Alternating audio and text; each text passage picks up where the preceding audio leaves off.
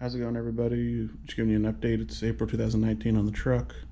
We have our electronic exhaust cut out, 3-inch single out with a 2.5 exhaust reducer to the stock muffler. Here is the exhaust turbine for the turbo. Just got the wastegate elbow TIG welded by Levels Performance, aka I think Nicholas Dole or Dahl.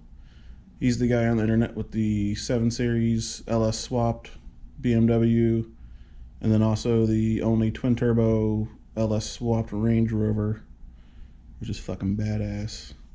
But you can see the quality of his welding. Way to do it in sections.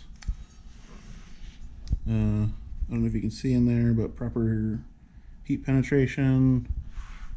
We have the Fowler Performance exhaust manifold over here, and I had him weld in a O2 bung for the passenger O2 sensor.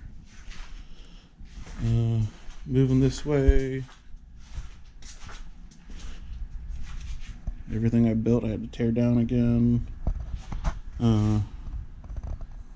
just to trying to think, just so I could get everything welded. Had an issue with the T42 TCM from CPW, but they sent me out a new one. It was just a programming error. Jared over at CPW has been great.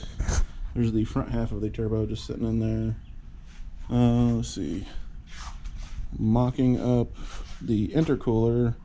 It is a 25 by 12 by 3 inch.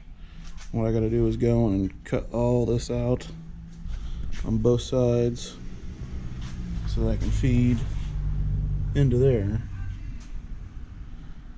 And then the last one is I trimmed out the factory battery box for the interstate battery.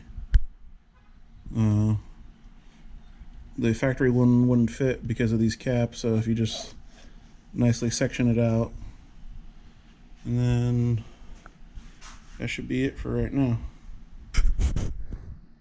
Don't forget to like, subscribe, and comment.